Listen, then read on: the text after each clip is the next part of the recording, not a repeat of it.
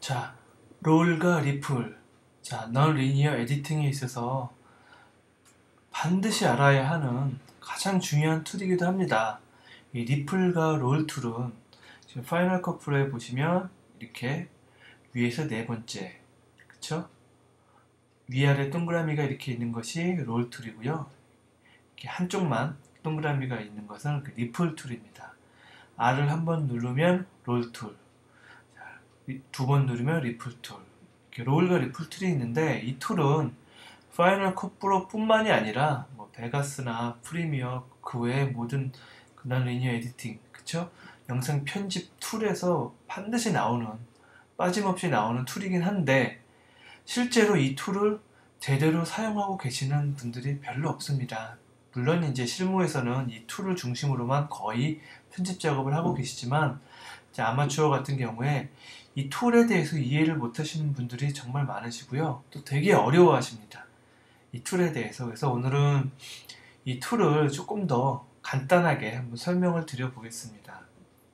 자, 먼저 타임라인에 이 클립을 보시면 이렇게 두 개의 클립이 존재를 합니다. 그렇죠? 두 개의 클립이 이렇게 만나고 있죠? 이렇게 만나서, 그렇죠? 이렇게 딱 만나서 편집이 되는 거죠. 두 개의 클립이 하나의 에디트 포인트를 경계로 만나고 있습니다. 자, 이 상황에서, 그쵸?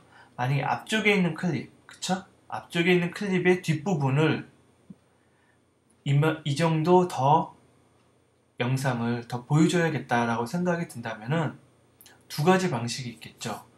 첫 번째 방식은 앞에 있는 클립의 마지막 아웃 부분이 이 정도까지 밀려오면서 이만큼의 영역만큼 뒤에 있는 클립이 뒤로 이렇게 밀려나는 경우가 하나가 있겠고요. 그렇죠? 이런 식이 되겠죠?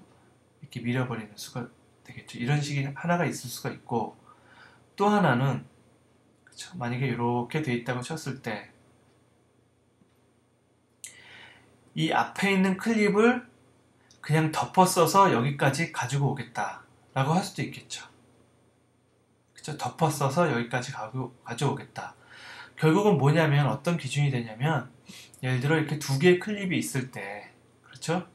이 두 개의 클립의 전체 길이, 그렇죠? 이 두 개의 클립의 전체 길이를 변화시키지 않고 이 중간에 에디트 포인트의 위치만을 이렇게 이동을 하겠다라고 할 때 사용하는 툴이 롤 툴입니다. 롤 툴이고, 만약에 이 에디트 포인트를 이동을 시키면서 이 클립이 뒤로 밀려나거나, 그쵸? 이런 경우가 되면은 원래 처음에 두 개의 클립의 길이가 변경이 되는 거죠. 변화가 생기는 거죠.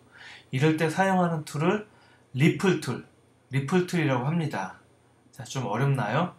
자, 롤 툴은 저희가 투 사이드 에디팅이라고 흔히들 얘기를 하고, 리플 툴은 원 사이드 에디팅이라고 합니다. 왜 투 사이드 에디팅이라고 하느냐, 롤 툴을. 자, 이제 한번 볼까요? 여기서 이쪽 위에서 네 번째 거 중에 롤 툴 첫 번째 거를 선택을 해줍니다. 선택을 해주고 이렇게 옵니다. 클립의 경계를 찍고요.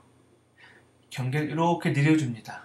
자, 쭉 보세요. 그러면은 중간에 경계가 늘어나는 어떤 약간의 느낌이 보이죠?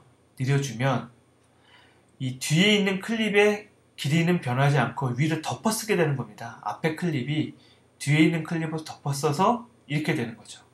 결국은 얘하고 아까 초반에 전체 길이는 늘어나지 않고 앞에 클립이 뒤에 클립의 앞부분을 덮어써서 여기까지 온 겁니다. 다시 한번 거꾸로 가볼까요? 거꾸로 이렇게 오면 앞에 클립을 다시 앞에 클립의 뒷부분을 앞쪽으로 더 밀어내서 덮었었으니까 뒤에 있는 클립이 이렇게 따라오는 게 되죠. 자, 그러면은 왜 투 사이드 에디팅이라고 하느냐? 그렇죠? 왜 롤 툴을 투 사이드 에디팅이라고 하느냐라고 봤을 때 자세히 보시면 요 앞 클립의 끝부분이 있습니다. 앞부분에 끝부분이 있고 뒷 클립의 이 맨 앞부분이 있을 겁니다. 영상에 맨 앞부분이 있는데, 롤 툴 같은 경우에는 앞부분에 앞쪽 클립의 끝부분과, 그쵸? 뒤쪽 클립의 앞부분이 동시에 위치가 변환이 되는 거죠. 그렇죠. 이렇게. 실제로 오른쪽 캔버스 창을 위에 있는 캔버스 창을 보시면서 보게 되면 제가 한번 움직여 보면 이렇게 영상이 바뀌게 됩니다. 그렇죠? 쭉 옮기게 되면 이 경계를 그렇죠? 앞클립과 뒷클립의 경계를 기준으로 앞클립의 뒷부분과 이 뒤에 있는 클립의 앞부분이 동시에 변하는 겁니다. 이렇게 위치가 영상의 위치가 동시에 변하기 때문에 투 사이드 에디팅이라고 하는 겁니다. 자, 그럼 이번에는 이쪽 리플을 한번 볼까요? 방금 전에 저희가 했던 게 롤 툴이고요. 이번에 리플 툴을 한번 선택을 해보겠습니다. 자, 리플 툴은 초기에 보시면 앞에 클립과 뒤에 클립의 길이가 이 정도 된다고 생각을 했을 때 만약에 리플 툴을 선택을 하시면 그렇죠?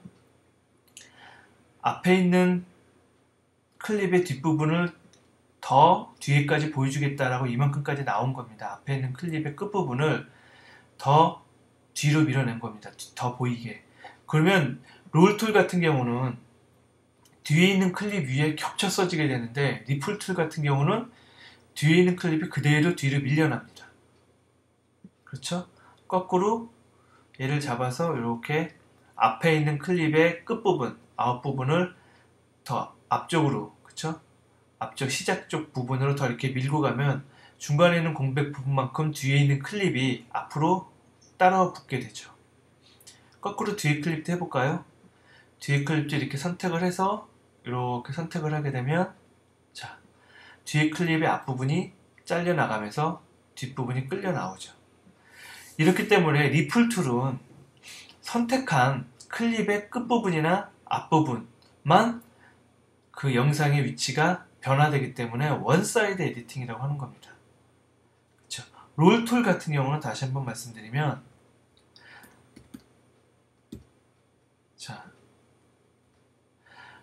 앞클립의 뒷부분과 뒷클립의 앞부분, 그렇죠? 앞클립의 끝나는 부분과 뒤에 연달아 오는 클립의 시작되는 부분의 경계를 동시에 바꿔주기 때문에 투 사이드 에디팅이라고 합니다. 그렇죠? 이렇게 동시에. 하지만 전체의 길이는 변경이 되지 않죠. 하지만 리플 툴 같은 경우에는 선택한 클립의 앞부분이나 뒷부분, 그 부분만 영상의 위치를 변경해 주기 때문에 이렇게 변경을 해주면 뒤에 클립이 뒤로 밀려나죠. 이렇게 변경을 해주기 때문에 원사이드 에디팅이라고 하는 겁니다. 실제 롤 툴과 리플 툴은 실무에 있어서 가장 많이 사용되는 키입니다. 그 바로가기 키는 R키입니다. 한 번 누르면 이렇게 롤 툴이 나오고 두 번 빠르게 누르면 리플 툴이 나와서 이렇게 앞뒤를 선택해 줄 수 있습니다. 클립의 앞뒤를. 롤 툴과 리플 툴 반드시 기억하고 계셔야 되고요. 실제로 이것이 손에 많이 익으셔야 전체적인 어떤 작업 속도에 가장 많은 영향을 미치는 툴이기도 합니다. 꼭 기억하시기 바랍니다.